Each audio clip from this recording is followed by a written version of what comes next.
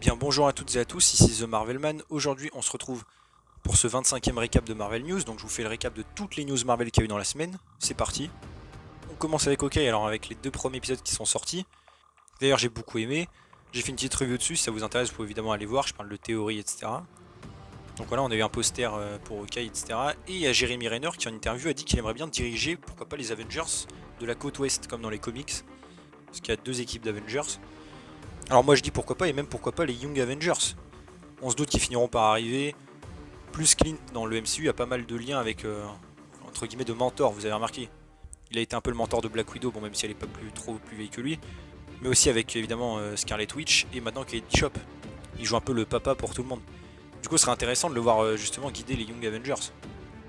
D'ailleurs, le scénariste de la série a dit qu'il avait forcé pour avoir Yelena dans la série, parce que vu qu'elle est très importante dans la vie de Natasha, que Clint aussi, voilà.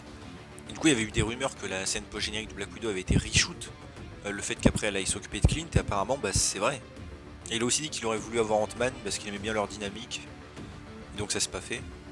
Aussi la productrice a failli faire une gaffe en parlant de Fisk. En effet, leur question sur quand il allait arriver, elle a dit qu'elle pouvait rien dire etc, mais qu'il fallait attendre d'avoir vu l'épisode 4, elle a failli dire 4, puis elle s'est rattrapée en disant enfin le reste de la série. Il y avait déjà des rumeurs hein, que Fisk apparaisse en scène post-crédit de l'épisode 4, donc ça me paraît encore plus fiable maintenant. D'ailleurs, elle a aussi dit qu'elle aimerait bien faire un jour, pourquoi pas, une comédie musicale de Marvel. Pour Echo, le tournage devrait commencer en avril à Atlanta, pour une durée indéterminée.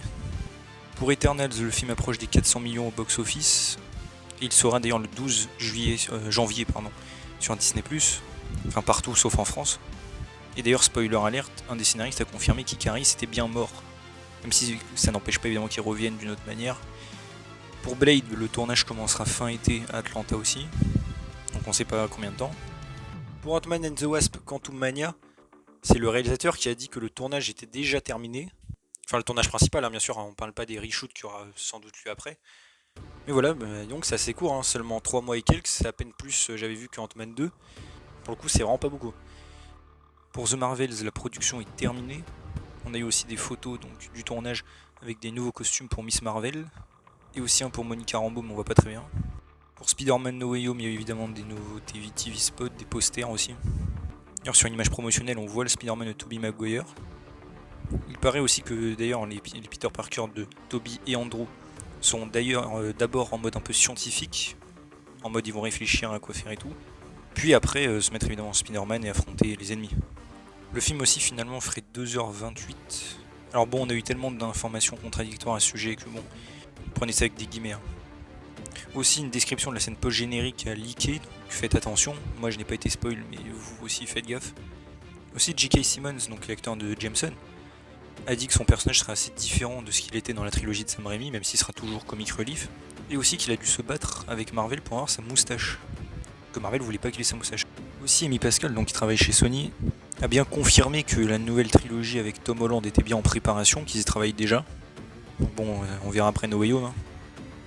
Aussi, elle a dit qu'il y aurait quelque chose à montrer bientôt sur Spider-Man Into the Spider-Verse 2. Donc une image, un trailer, je sais pas encore. Ça me paraît peut-être un peu tôt d'ailleurs pour un trailer. Et aussi par rapport à Miles Morales, s'il arriverait un jour dans le MCU, elle a dit pourquoi pas, mais bon, c'est pas tout de suite quoi. En même temps, c'est beaucoup trop tôt pour le faire venir déjà. Aussi, petite anecdote, c'est pour Wolverine. L'acteur de Razor Fist a dit qu'il aimerait beaucoup un jour, pourquoi pas, affronter Wolverine. Alors moi j'ai envie de dire pourquoi pas, hein, c'est pas du teasing, hein, mais bon je vous partage ça comme ça, hein. Ce serait marrant à voir. Aussi apparemment un méchant assez gros aurait été casté. Alors évidemment on sait pas qui, mais apparemment ce serait peut-être le Docteur Fatalis. Et peut-être aussi joué par Michael Fassbender, qui jouait d'ailleurs Magneto dans les X-Men, version jeune. Apparemment il était en lice pour le rôle, mais bon, on verra ensuite ce que c'est. Pour Werewolf by Night, donc le Halloween spécial de Disney+, le tournage durera de février à mars à Atlanta. Il y en a aussi un petit synopsis, donc je vous le lis. C'est un nouveau loup-garou rôde dans le sud-ouest, mais tout n'est pas comme il y paraît. Un jeune homme, une malédiction familiale et une expérience impie s'avèrent une combinaison dangereuse pour une petite ville de l'Arizona. Aussi pour Hitmonkey, donc la série diffusée sur Hulu aux États-Unis, donc dernière série Marvel Television, qui n'est pas dans le MCU. Même si elle est diffusée actuellement, elle pourrait, d'après un site italien, arriver en janvier, le 17, donc sur Disney+, Star j'imagine. Enfin voilà. Voilà, c'est déjà tout pour ce 25e récap de Marvel News. J'espère que ça vous a plu. Si c'est le cas, n'hésitez pas à vous abonner, liker, commenter, partager, activer la cloche. Et on se retrouve bientôt pour une nouvelle vidéo. Salut tout le monde!